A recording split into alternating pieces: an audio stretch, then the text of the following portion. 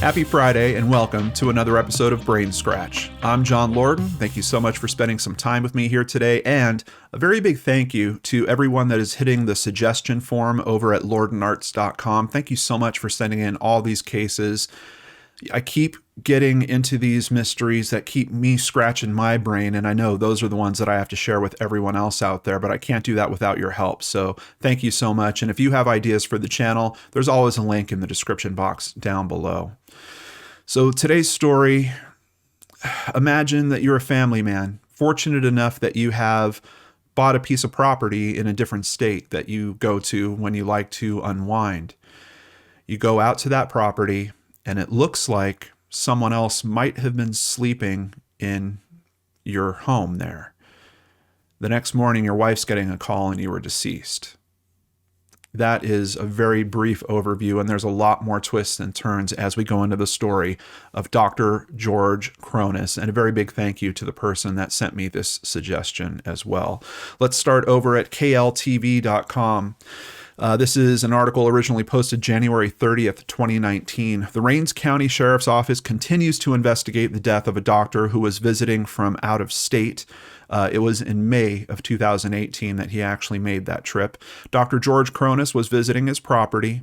His converted barn/apartment caught fire, and Dr. Chronis was found dead outside with burns over 50% of his body. An autopsy was performed on Dr. Chronis, and he was pronounced deceased by undetermined circumstances. The press release said, "This case is still an open investigation. However, the Rains County Sheriff's Office needs the public's assistance." Just from the way it's being presented in this article, you might almost assume that this was an accident of some kind. Fire happens at the property. Maybe he was asleep when it happened, tried to escape it, and succumbed to what occurred. But there's a very big twist in all this as well. No soot, no sign of smoke inhalation with his lungs during the autopsy. It appears that he was actually deceased before those burns occurred to him. And then couple that up with the story I told you at the start of this all about someone else seemingly staying at that property. And we've certainly got big reasons to be suspicious. And one of the other big questions around that is, why isn't one person in particular as suspicious as seemingly the rest of us are? But let's continue learning a little bit more about this area. Rains County is a county located in the U.S. state of Texas. The doctor is from Chicago originally, or that's where his practice is, where he lives and works. The county has a total area of 259 square miles. As of the 2018 estimation, there was over 12,000 people residing in the county. Very rural area, and even just taking that number 12,000, you've got over 250 square miles. The homes have some space in between them. And we're going to look at a map here in a moment. But Rains County, Texas, over at their own page, is described as the fourth smallest county in Texas. Cities are East Tawakoni, Emory, and Point. Rains County is the gateway to Lake Tawakoni to our west and Lake Fork to our east. So this is the result that Google's pulling up for the address. I'm not 100% sure if it's accurate. I am seeing some other descriptions of where the address is, and they describe it as about 6 miles away from Alba. This looks fairly close, kind of looks more like 4 miles to me. But if nothing else, we can get a sense of the area. You can see there is just a ton of land here, a lot of brush, a lot of trees, and then very sporadic homesteads, and I'm sure a lot of these are farms as well. There's a very big agriculture community in this area. Let's continue with more details about crime in Rains County in particular. Their violent crime rate is 16.4. The U.S. average is 22.7, and their property crime rate is at 30.2. The U.S. average is 35.4. So on both of those numbers, obviously below U.S. average. They've also got this kind of heat map to show you the local area, and you can see Rains County kind of on the lower end of the spectrum for crime in this area. Neighboring Hunt County seems to be a little bit sharper than that. But for this area, seems like relatively low risk of something like this happening, particularly when you're looking at that address. The nearest town is Alba. The population there is only 504 people. And this farmland is kind of outside of Alba by about, 5-6 miles. So what is going on with this case? Let's start learning a little bit more about our victim, Dr. George Chronis. George Chronis, MD, age 57, died suddenly. Beloved husband of Connie, devoted father of Ariana, Ian, and Evans. Might be Ian, I'm not sure. Cherished son of Demetra and the late Dr. Basil G. Chronis. Dr. Chronis served the community for many years as an obstetrician and gynecologist. We learn a lot more about him over at legacy.com here. George was born on September 17th, 1960 to Demetra and the late Dr. Basil Chronis. As a young child, George dismantled all his toys, his aunt's watch, and the toaster his parents received for their wedding.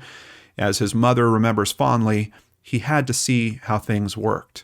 George graduated from Morgan Park Academy in 1977 and began his undergraduate studies at Northwestern University, graduating from Northwestern in 1981 with a BA in chemistry. He went on to attend the University of Illinois College of Medicine, graduating with honors in 1987. George then pursued his OBGYN residency at the University of Iowa, where he met Connie Clier, a labor and delivery nurse at the University of Iowa hospitals and clinics. For their first date, the two ditched the Department of OBGYN's Christmas party and played pool. George finished his residency in July of 1991, and he and Connie were married in October. He entered his father's practice, where the two worked side by side for 20 years. He became a wonderful father to his 3 children, starting in 1994, second child in 95, third child in 96. Throughout his life, he was an athlete: fencing, wrestling, golf, softball, soccer, skiing, an academic, a cook, a motorcyclist, a musician, played several instruments: guitar, piano, bass, lute, trumpet, flute. An outdoorsman. He was into skeet shooting, hunting, fishing, archery, camping, water skiing, and also a craftsman, building, welding, anything with his hands. As a matter of fact, I saw some stories that he had taken a welding class relatively recently to learn how to handle a particular project. He was a world traveler who spoke 3 different languages. Let's jump over to ChicagoSunTimes.com, and I want to give them a very big thank you. And actually, they raise kind of an important question. Now, I know that he's from Chicago, so having a local paper like the Sun-Times in Chicago write about someone that's from that area doesn't seem all that too far off. I'm wondering why I'm seeing so little coverage in Texas, particularly when you hear all the twists that are happening in this story. It has that element. It's a very intriguing mystery. It's the kind of thing that I think newspapers would be looking for, and I'm wondering why it wasn't actually covered so strongly in Texas. As a matter of fact, I'm seeing several people that are talking about this case online that live in the area and are saying, I didn't even know anything about this.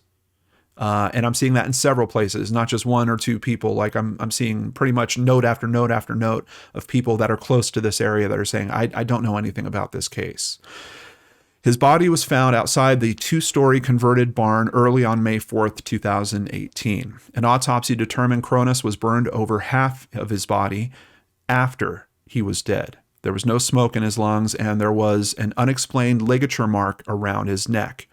A year and a half later, the Rains County, Texas Sheriff's Office is still investigating.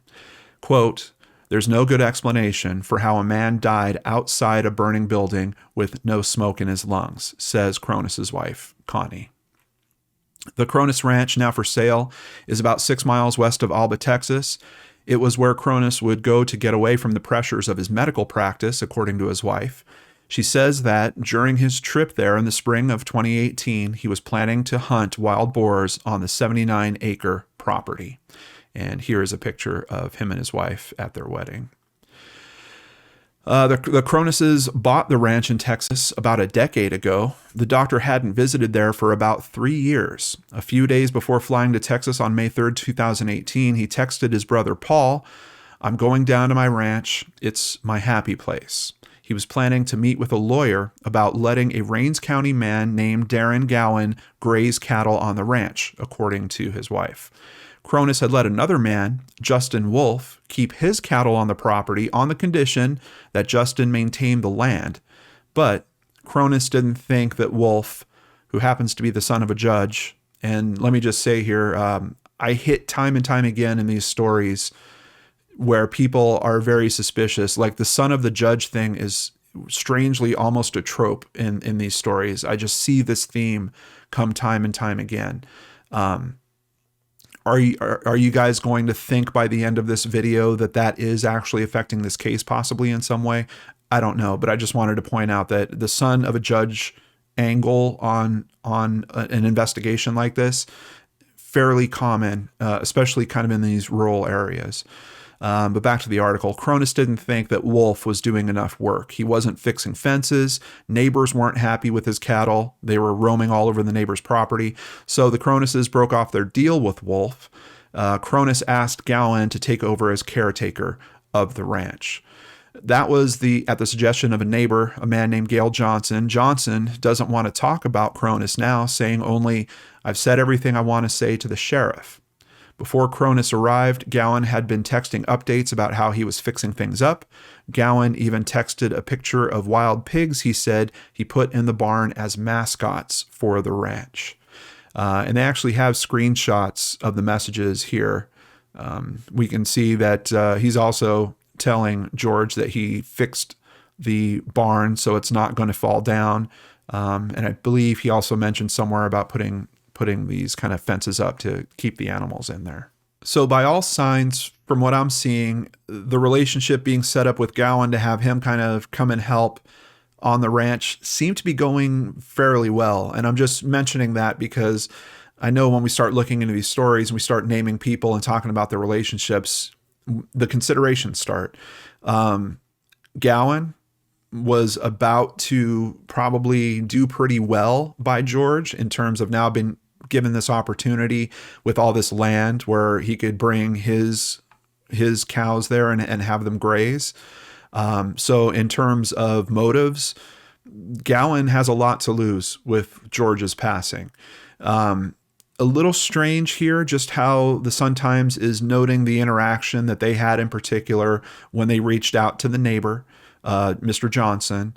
I don't know that that's anything that's pointing to anything. I'm just saying, he's being kind of curt with them, and especially considering the fact that this is a story for some reason being covered by another state. I'm still just curious. I don't know why I'm not seeing local press on this. And I get that we're talking about a very rural area.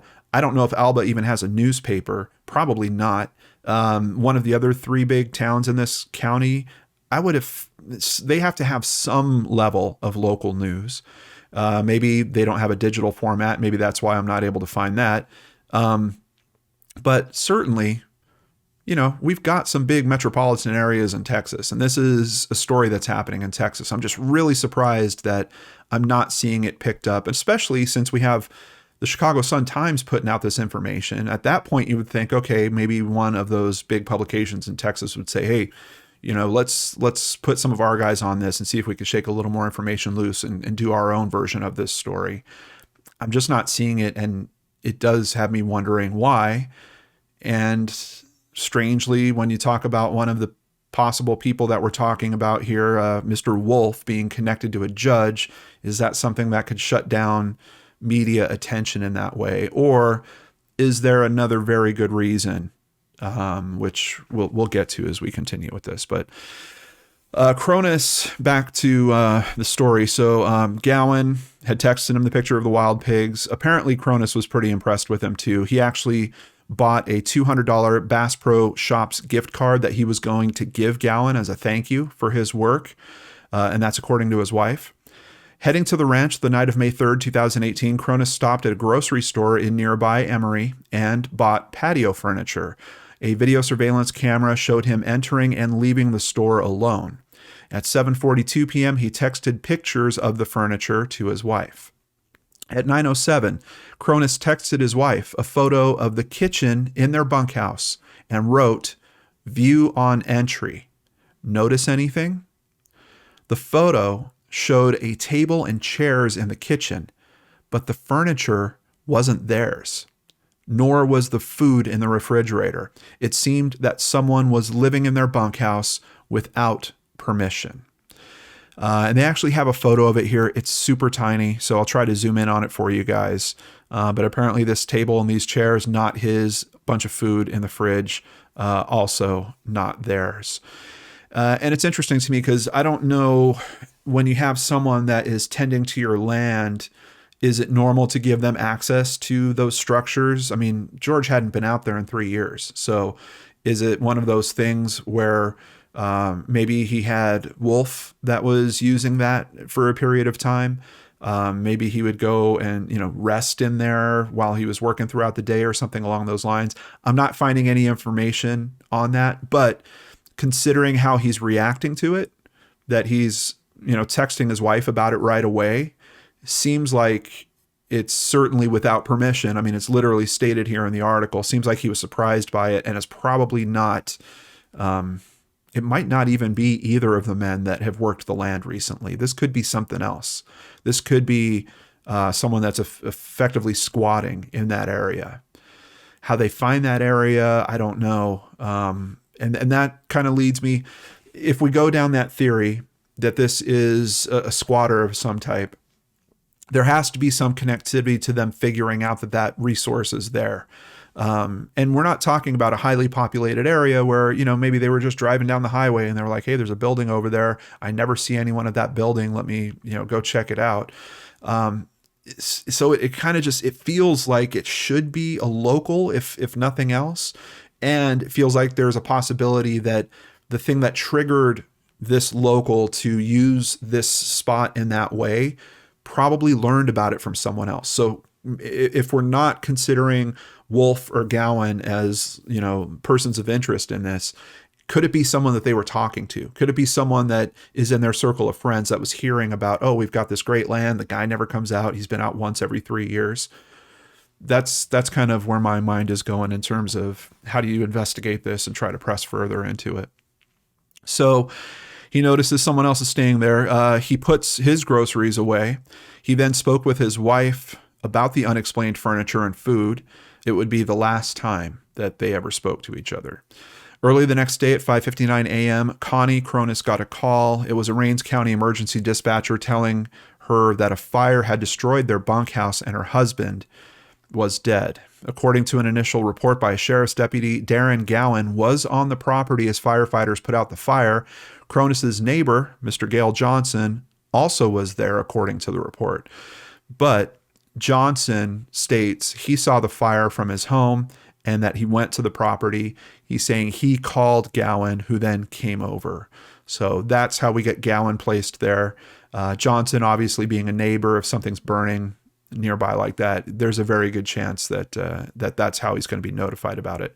Interestingly, one of the comments that I saw from someone that said they didn't know anything about this case was someone that said they saw the fire and they called it in to emergency services. They didn't realize that it had a body attached to it. They didn't know that there was a death that had occurred there. They effectively just called in, hey, there's a fire and, you guys should probably get some emergency services out there. But I don't think that's impossible. I think there could have easily been multiple phone calls that would have happened. Here is what is left of the area. You can see the grass is pretty much overgrowing the rubble that was left. Pretty much just this pole is all that's left of the structure, this charred pole here. You can see there's some other braces and kind of bigger pieces of wood that are laying in the ground around here too. But obviously, if this is a crime scene, how the heck do you process this? Very, very strange. And the other thing that has me wondering if this is actually a crime scene is we know that he encountered furniture that wasn't his, came to the conclusion someone else was staying there that shouldn't have been. Did that person come back and run into him and then figure, my DNA is all over this place. They're going to be able to trace this back to me really easily and then decide to burn the structure down. It seems like a kind of logical and easy conclusion to come to. The sheriff's report says Chronis's body was face down on the ground outside the burned down bunkhouse near what had been a doorway. Investigators took photo of Chronis's body. In one, he appears to be clutching something in his burned left hand. His wife wonders if it was cash. Around Chronis's neck was a blue string that appeared to be the collar of a shirt, according to the sheriff's report. The autopsy noted there was a furrow on Chronis's neck, an indication something had been bound or pressed around it, causing a ligature mark. But the autopsy didn't mention a blue string or anything else that might have caused the mark. Another thing we're not hearing here is about the hyoid bone being broken, which I don't know if a ligature would always do that. I think it would be more of a strangulation happening from the front. And the possibility of, even if it is a blue string or even if it is a piece of his collar from his clothing, what if he had been struck and then someone used his clothing in that way, just grabbed his shirt from behind essentially and pulled on it to choke him? I think that's a possibility that should be considered here as well. The deputy had noted that blood was coming from Chronis's mouth and the top of his head, but the autopsy report didn't mention that either. That is extremely strange. I don't know how they would miss that. Autopsy reports are typically very detailed, specifically about wounds. So if there was blood coming from the top of his head, and if there wasn't a wound associated to that, could it have been the blood of the attacker? Possibly. Kind of strange that, the deputy's noting this stuff, but the autopsy report isn't. According to the autopsy, there wasn't any soot in Chronis's lungs, an indication he might have been dead before the fire started. It also said Chronis's burns were post-mortem. They occurred after his death. So what kind of story could you put together about his body being burned after he was already deceased, but his body is found at the doorway of the building that is burning? It sounds to me like there's another person written all over this. It doesn't sound to me like this is some type, what kind of freak accident could have happened that would stage things in that way? I'm really having trouble kind of imagining a situation like that. But we're going to see it's a very easy thing for someone to imagine. For a time, it was unclear what were described as white plastic pellets were found in Chronis's stomach, but later that was explained. It was the plastic part of the pills he was taking for multiple sclerosis. Chronis had the disease for more than 2 decades, but he didn't talk about it with acquaintances or even his own 3 children, according to his wife. He stopped golfing and running because of balance problems related to MS, but he kept up his normal daily activities, she said. The autopsy also found non-toxic levels of antidepressants in Chronis's blood and signs of heart disease. The pathologist who did the examination listed the cause and manner of Chronis's death as undetermined. Investigations by the state fire marshal's office and a private investigator hired by the Chronis family were unable to determine what started the fire. So we've got huge question marks all over this.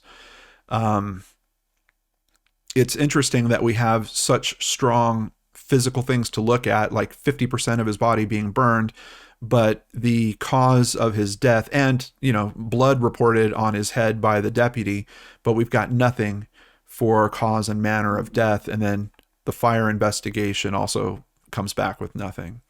We know very little because the autopsy, fire investigation, and sheriff's investigation gave us little help, Connie Chronis says. Connie feels like it's not an incident where he took his own life and it's not an accident. And I can't imagine either of those coming into play with this, at least with the way that things are being described here. And admittedly, we're getting a pretty slim view of what's going on with this case because it seems like only the Chicago Sun-Times has really pressed into this in terms of trying to find out anything outside of the investigators. Don't get me wrong. I know that there's an investigation going on, but I mean, in terms of the media actually trying to pull some facts out around this case or get a better understanding by talking to people that are related to it, for some reason, the hardest working entity on that is out of the state. She says her husband kept guns on their property in Texas, long barrel guns and a handgun. The handgun was found on the seat of a fire-damaged tractor that was stored in a space under the bunkhouse. The long guns were found elsewhere in the debris. She doesn't know why the guns wound up where they were. I'm wondering about that too. So the sense I'm getting is the bunkhouse is essentially over a kind of like a garage area, and that's where the tractor is. So I'm wondering if, as things are collapsing in the fire, is the gun actually winding up at that location? Did it fall to that location from the second level? A stove, microwave, sink, and refrigerator were among objects that have disappeared from the property since the fire, according to Connie Chronis, who suspects looters.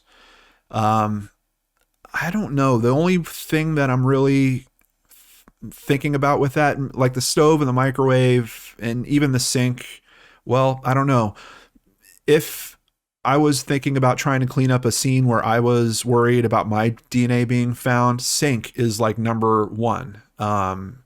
Because, you know, you're washing your hands, there's the whole plumbing system that goes from there. I mean, there's traces of DNA that can be found basically all over that. The refrigerator, also, you're putting things into the refrigerator. He was saying that there was stuff in the refrigerator he didn't recognize. So do you have possibly fingerprints, DNA, other things like that? Those two items, if I was trying to clean up this scene, I'd be very concerned about. And I'm wondering, she might be right that it was looted, but it might have been looted after the fact by someone that wanted that stuff to disappear. Rains County Sheriff's Captain Walt Kimmel joined in on the investigation 9 months after Chronis's death. From what I understand, he had worked with the department only 3 years up to this point. But Kimmel says he works on it every day. He says he even conducted a burn pattern test in his backyard and did another unusual test, choking himself with a dog collar in an effort to replicate the mark found on Chronis's neck. Murder doesn't happen very often in Rains County. Over the 3 years that Kimmel has been with the sheriff's office, he says it's had only one investigation of a suspicious death, that of Dr. Chronis. He views the suburban Chicago OB-GYN's death as suspicious. Officially, though, it's not classified as a murder investigation. And here's where we get into something that I've just been racking my brain over, and I still can't understand. The death certificate, signed by the local justice of the peace, lists the death as accidental. You've got a medical analysis that can't make a firm conclusion. You've got a fire marshal and a private investigation that can't make a firm conclusion.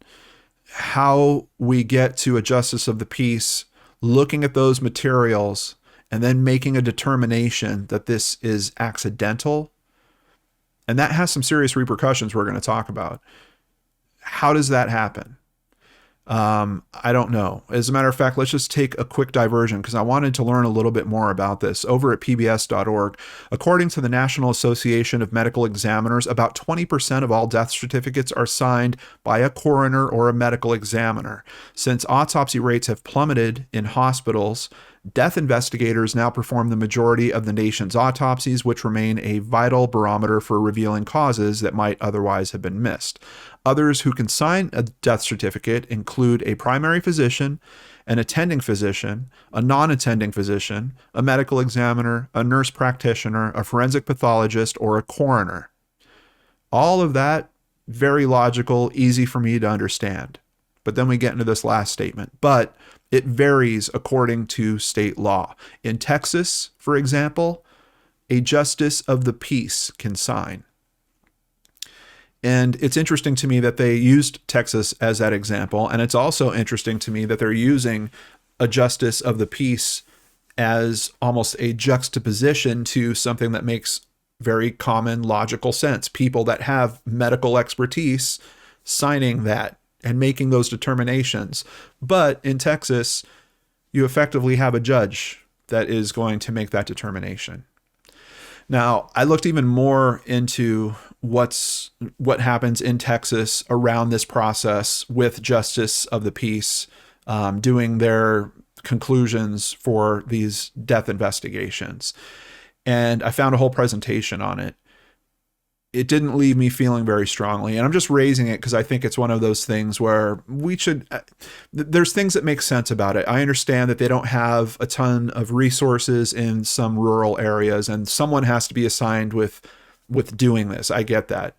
And even this article is mentioning that, hey, look, there's autopsy rates are plummeting. There's not a whole lot of them happening. I think it's saying, yeah, according to their numbers on a national level, less than about 8% of deaths have an actual autopsy that's conducted. But in this case, we did have one. And even though it was conducted in a neighboring town, we had an expert that reviewed it. So I don't know why it comes back to this jurisdiction and we're able to get another opinion thrown at this that seemingly, from the information that we have that we can talk about here today, just really doesn't make sense. Now, why is that such a big deal? The Texas Rangers, the legendary statewide investigative agency, won't join the investigation because the death hasn't been ruled a homicide, according to Kimmel, who says he could really use their help. So you've got the local sheriff saying, I know this is strange. It's bugging me every day. I'm trying to figure it out. I'm working this case and I need help. And I'm not getting it because effectively we have this justice of the peace say, oh, it was an accidental death. And who knows how much I can tell you that presentation I looked into, this process of them reviewing it, extremely subjective. And quite honestly, the amount of materials that they have to review before making that determination, at least according to that presentation that I saw, next to nothing. Basically, they could take a look at the report that was sent, the autopsy report, and kind of make their own determination off that with little other work that they have to do on it. I'm almost wondering, is this something that just like passed the desk? But we've mentioned a judge previously in this story. I looked up the justice of the peace for this area. It is not Wolf's father, but is there something there? Do these guys know each other? Is there some reason why he would ask the judge to turn this into an accidental? I don't know how you could just bypass that and not consider that in some way when it's so difficult to understand why is the term accidental on there when you have the autopsy that says it can't make a conclusion. You've got the fire inspection saying they can't make a conclusion. So what is backing accidental, essentially? Kimmel says that at least 6 people of interest have been interviewed. He's thinking about asking 3 of them to submit to lie detector tests. Among the answers he's looking for, he wants to know more about the material that was in Chronis's left hand when his body was photographed at the morgue. He agrees with Chronis's wife that it looks like cash. So obviously they're looking at some photos where they're thinking that he's gripping cash. But why would the person have left it if this is someone that was, kind of squatting at the area? They probably didn't have a bunch of means of their own. Otherwise, they wouldn't need to do that. Seeing that he was holding on to a bunch of cash, why wouldn't they have taken it after he had been killed? I don't know. He has submitted the photo to the Secret Service for analysis. Kimmel says a photo of Chronis's right hand shows he might have been holding a handgun. That's based on the burn pattern on his palm and fingers. You can see a pretty good outline of what looks like a gun, he says. Now, that takes me down a whole chain of thought too. Imagine you get to this spot that you consider your home away from home. Someone else has been there. First thought for me is, when's this person coming back? Especially you're looking in the fridge and you're seeing food that's in the fridge. So the thought that he might have armed himself fairly quickly upon getting home makes a lot of sense to me. Kimmel says he's also considering having Chronis's body, which was buried in the Chicago area, exhumed. He has doubts about the quality of the autopsy done in Tyler, Texas. For one thing, the autopsy said the eyes of the person recovered from the fire scene were blue. Chronis had brown eyes. Now, I have looked at enough autopsy photos, and there's some strange things that happen after death, or with the eyes in particular. There's like a clouding that kind of happens that has a little bit of a blue haze to it. Apparently, it gets darker as more time passes. So them getting the eye color incorrect, I think it might be somewhat understandable. but according to the sheriff here, he's considering it a bombshell. That was like a bombshell in this office, Kimmel says. I said, look, this ain't right. Something is wrong. I agree with him. There's a lot that's wrong with what we're looking at here today. The hair color or the eye color being off, it's not as big of a point for me. I'd be much more pressing into why is the deputy describing that he saw blood on the victim's head and we've got no marks noted on the autopsy report. Of course, we haven't seen the autopsy report for ourselves, so I don't know if those marks might have actually been noted there. I would like to think that they would have kind of connected that information for this article, but I don't know for sure. Kimmel says he's considering asking for another autopsy to see if the first one missed anything. He fears that key untested evidence like the blue string and the potential cash in the left hand might have been buried with the body. I think there's also other testing they could do around the neck area if they do think that there is a strangulation that happened here, and I'm not seeing that information in here either. So doing another autopsy, I don't know. It's something that I think should be discussed, but we're going to hear from another expert. Might not be all that helpful.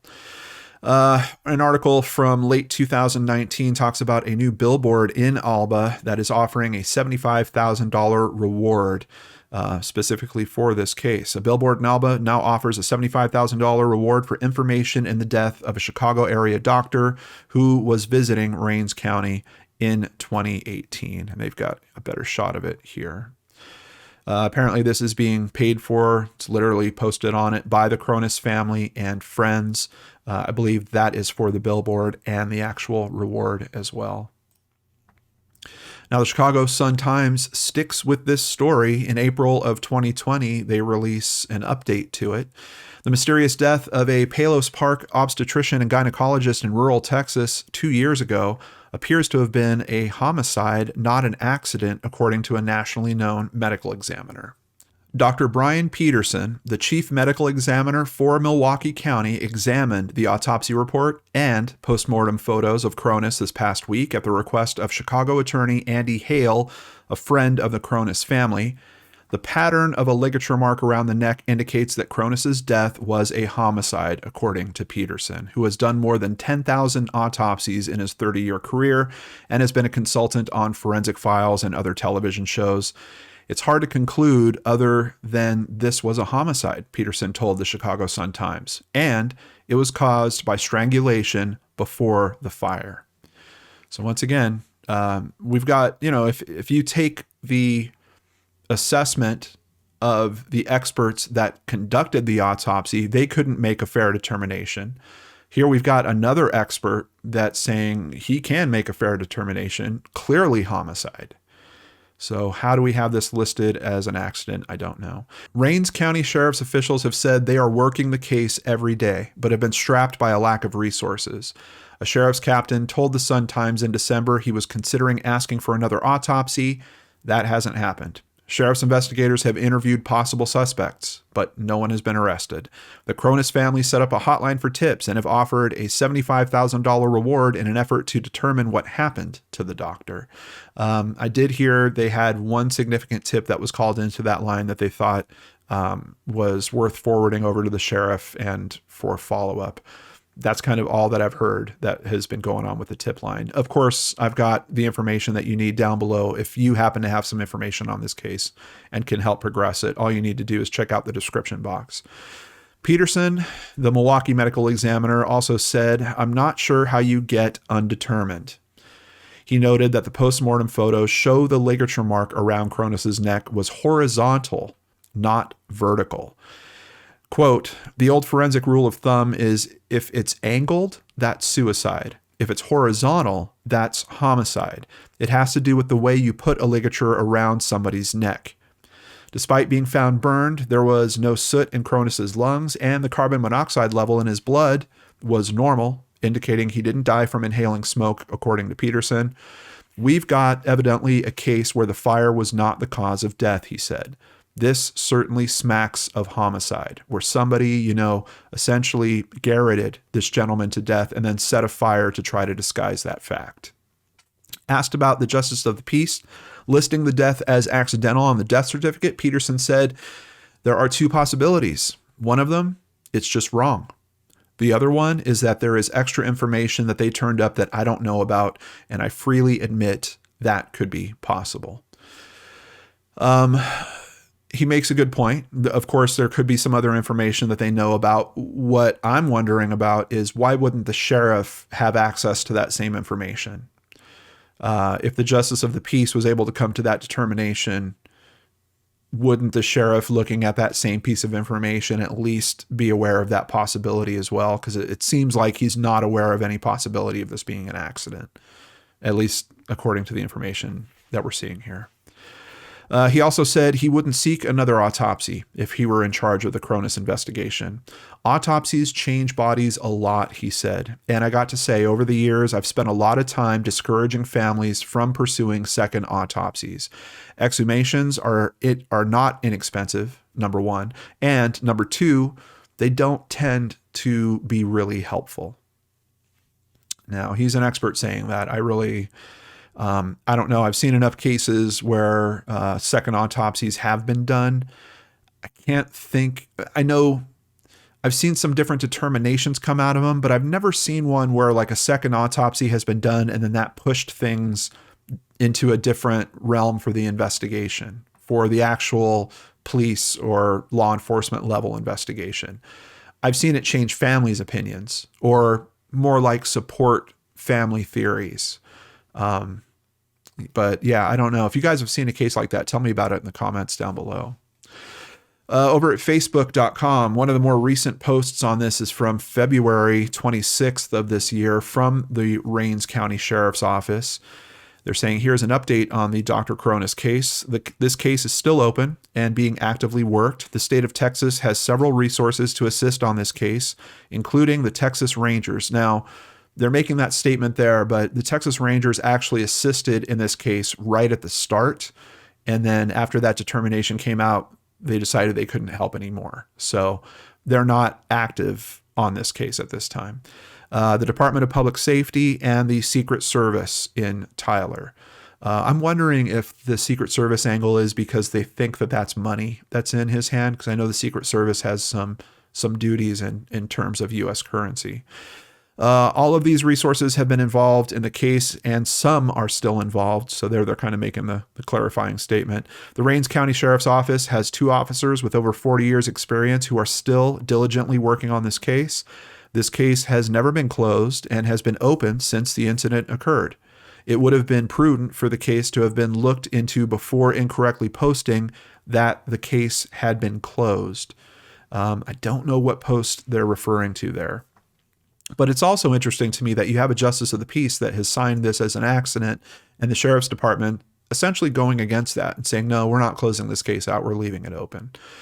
This case is very complex, and the deputies have put a lot of hours on the investigation. Contact is consistently being made with the family. In fact, the family was spoken with just last night. Several interviews have been conducted, and more will be performed going forward. We have been actively working to determine what happened and to give Mrs. Chronis and her family closure. So I also took a look at the Texas Ranger responsibilities because I was curious about that. Like, if there's just a difficult death investigation, you can't contact them and say, hey, we're a local municipality. We kind of don't have a lot of resources. We've got this death investigation that's very complex technically. We need some help. Here over at dps.texas.gov, they have very clear outlines for their responsibilities. Murder, robbery, sexual assault, burglary, theft, and fraud. Very clearly stated there. So as soon as this thing got categorized as accidental, the possibility of murder effectively off the table from their perspective, there's nothing that they can really do. Now, the big thing that has been swirling in my mind since I've been looking into this is there some misconduct going on with that determination that this is an accidental death? And I'm not trying to stare too hardly in Wolf's direction and the fact that his father is a judge, but we've got some simple connectivity there of Wolf's father being a judge, the justice of the peace being a judge, wouldn't it be reasonable to do a little review of that situation and to say, hey, look, is there possibly something that was done here where someone was kind of slipped a little note, or, hey, I need a little help on this. Can you kind of make this go that way? That would certainly seem like corruption to me. And the Texas Rangers would actually come into play in that case. They've got it specifically listed here. They are here for investigating cases of misconduct and corruption of public officials, and also, in a separate line, public integrity investigations. So even outside of that, even if we remove the possibility of one judge nudging the other, public integrity, we've got experts saying this is a homicide. We've got the experts that actually worked the case saying, hey, we're undetermined. So if we kind of line up the dominoes here and try to make sense of how they fall, how do we get that to, let me write down accidental on this and, basically kind of close this investigation out? And it is closed from the Texas Rangers perspective. Isn't that a public integrity issue? I don't know. I'm trying to think of different ways that the sheriff could kind of readdress this and really try to get the help that he needs here. This is a very complex case. There's no doubt about it. But there's very simple elements to this case that are pointing in a very strong direction. Someone that wasn't supposed to be on that property was clearly on that property, or someone that had access to that property was using it in a way that they weren't supposed to be using it. And the owner had just found out, and he's dead the next morning. That is simple. That is simple to understand. Then the way that he dies kind of looks like, hey, there was a horrible fire. He tried to get out, made it to the front door, slumped over and died. Oh, except for the fact that no, he didn't die from the fire. And that those burns happened after he was already dead. If this isn't a public integrity issue, I don't know what would be. So I don't know if maybe the sheriff could kind of push back in that direction. The other thing that my brain goes to, just based on other cases that I've heard about and things that they've tried, geofence warrant. If someone else has been on the property, and we're talking about such a rural area, and if they happen to have a cell phone, geofence warrant could help with that. Courts have granted law enforcement geofence warrants to obtain information from databases such as Google's Sensor Vault, which collect users' historical geolocation data via GPS records. And I think not just GPS, but I believe that they can also get geolocation data based off towers as well. If the person happened to have a cell phone, happened to be a Google user, and even not a Google user, I mean, if you're going with cell phone towers, you could probably, I don't think that would matter. You would have to approach different companies. But effectively, a geofence is you say, okay, for the area of land where we know that building was, we want to know if anyone's cell phone entered that area from one particular time to another. And what I would do is aim for like the month, like go for the whole month's record. And I'd actually even go a little past it, particularly because of what his wife said about some items being removed from the property after the fire. I would kind of go and try to get into that range as well. And what you should see is people that were supposed to be there might pop up in the data, and maybe you have an extra ID that doesn't make sense.